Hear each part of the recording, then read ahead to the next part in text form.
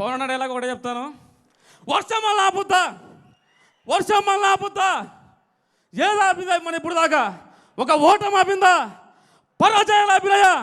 వర్షం కూడా ఆపలేదు అని తెలియజేసుకుంటూ ముందుగా స్వామినాయుడు గారికి, శివన్నకి మనస్ఫూర్తిగా అన్న, మీరు లేకపోతే మేము ఇక్కడ ఉండేతోళం కాదన్నా. జగన్ గుర్తు పెట్టుకో, నిన్ను పాతాళానికి తొక్కకపోతే నా పేరు పవన్ కళ్యాణే కాదు, మా పార్టీ జనసేన కాదు. కబర్దార్, మా పవన్ అన్న జోలికి కానీ, మా చిరంజీవి మెగా ఫ్యామిలీ జోలికి కానీ ఎవరైనా వస్తే మాటలు ఉండవు. ఇప్పుడు ఈ సభాముఖంగా తెలియజేస్తున్నాను, ఎవరికి భయపడే ప్రసక్తే లేదు. మా మెగా ఫ్యామిలీని కానీ, మా పవన్ అన్న జోలికి కానీ ఎవరన్నా పిచ్చి కుక్కలు మొరిగితే గుడ్డలో తీసుకొట్టి సాగని తెలియజేసుకుంటాను. జై పవర్ స్టార్, జై చిరంజీవి, జై రామ్ చరణ్, జై స్వామినాయుడు గారికి జై హింద్. నమస్తే భయ్య అందరికీ.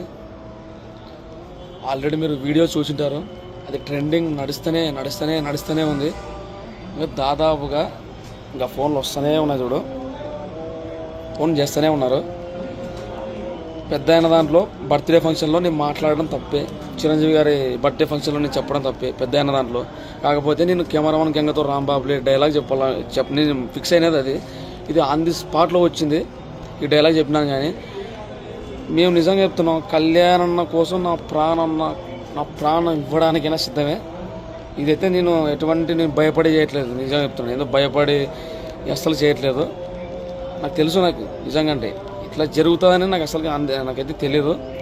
ఇంకో విషయం ఏంటంటే, మీరు ఇంతకుముందుకు మాట్లాడేటివి ఎక్కడమైనా మీరు మాట్లాడారు కదా ఇంతకుముందుకు, చిన్న పిల్లలతో మాట్లాడిస్తున్నారు మీరు. ఆయన బొరగడ్డ అనిలు ఆయన మాట్లాడలేడు, ఆయన పేరుని నాని ఆయన మాట్లాడలేడు. ఇంతకుముందుకు పచ్చి బూతులు మాట్లాడినారు కదా. అప్పుడు ఏమైనారు మీరంతా? అప్పుడు ఎక్కడున్నారు మీరు? అప్పుడు వినిపిస్తావా? నేను ఏది బూతు పదం మాట్లాడలేనాడ స్టేజ్ పైన.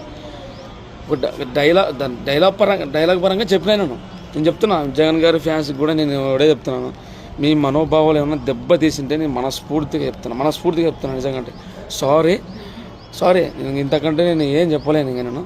కాకపోతే కళ్యాణన్న గురించి అంటే మాత్రం అస్సలు భయపడం, ఎంత దూరమైనా పోతాం. ఇది చాలామంది పార్టీ ఆఫీస్ కాడ నుంచి ఫోన్ చేసినారు నాకు, చాలామంది ఫోన్ చేసి, తమ్ముడు నీకు సెక్యూరిటీ కావాలంటే సెక్యూరిటీ కూడా ఇస్తామని చెప్పి జరిగింది. Thank you so much. Janasena party నాకు నిజంగా సపోర్ట్ చేసిన ప్రతి ఒక్కరికి నా శిరస్సు వంచి థ్యాంక్ యూ. బాగా రెస్పాన్స్ అయినారు నా గురించి, నా గురించి మంచి వీడియోలు కూడా పెట్టడం జరిగింది. Thank you so much. అలాఫీ, జై హింద్. హలో, చెప్పన్నా. అన్న జూనియర్ పవన్ కళ్యాణ్ గారా? చెప్పన్నా, నేనే మాట్లాడేది. అన్న నేను నీకు చాలా పెద్ద అభిమానం అన్న. బేసిక్ గా నేను వైఎస్ఆర్సీపీ. ఓకే, నాకు అర్థమైంది. ట్రూ కలర్ లో పడింది ఆల్రెడీ. అంటే ఫస్ట్ ఆఫ్ ఆల్ దీన్ని అర్థం చేసుకోవాలి. నేను ఫస్ట్ ఏం చేశానంటే డైలాగ్ పరంగా డైలాగ్ గుర్తుకొచ్చి చెప్పినది. డైలాగ్ పరంగా అంటే ఇదేమన్నా సినిమా డైలాగ్ అంటే ఇదేమన్నా పుస్తకాల్లో రాసి పెట్టారా? శ్రీశ్రీ గారు రాశారా, లేదంటే మన ఎవరైనా పెద్ద పెద్ద కవులు రాశారా? డైలాగులు కొట్టానని చెప్తున్నావు నువ్వు. ఇది డైలాగ్. ఇప్పుడు పవన్ కళ్యాణ్ జోలికి చిరంజీవి గారి జోలికి వస్తే ఎంత దూరం అయినా పోతానన్నావు. నారా లోకేష్ గారు పవన్ కళ్యాణ్ గారి తల్లి గారిని సాక్షాత్తు దూషించాడని చెప్పని మీ అభిమాన నాయకుడు, మన రాష్ట్ర డిప్యూటీ సీఎం అయిన పవన్ కళ్యాణ్ గారే చెప్పాడు, నా తల్లిని దూషించినందుకు. అప్పుడు నువ్వు ఎంత దూరం వెళ్ళావు చెబితే నేను వెనకొచ్చి కొలతేస్తాను నువ్వు ఎంత దూరం వెళ్ళావు. అప్పుడు మెచ్యూరిటీ లేదు, ఇప్పుడు మెచ్యూరిటీ ఉంది. ఓకేనా? ఏంది ఇప్పుడు మెచ్యూరిటీ లేదు నాకు, ఇప్పుడు మెచ్యూరిటీ అర్థమైంది అన్న. మెచ్యూరిటీ ఉంది, మెచ్యూరిటీ లేదంటే మెచ్యూరిటీ ఉంటే నీ ఇష్టం వచ్చినట్టు మాట్లాడలేవు కదా. సరే తప్పు అయిపోయింది. ఓకేనా? తప్పైపోయి ఇప్పుడు నువ్వు ఫస్ట్ ఆఫ్ ఆల్ నువ్వు అన్నది ఒక జగన్మోహన్ రెడ్డి అనే వ్యక్తిని కాదు. ఇంచుమించు 40% ఓట్లేసి దేవుడు లాగా భావించే ఒక వ్యక్తిని, అది గుర్తించుకో. నువ్వు అనేది ఏదో ఒక వ్యక్తిని కాదు. మా ఆయన అంటే ఎవరినన్నారు?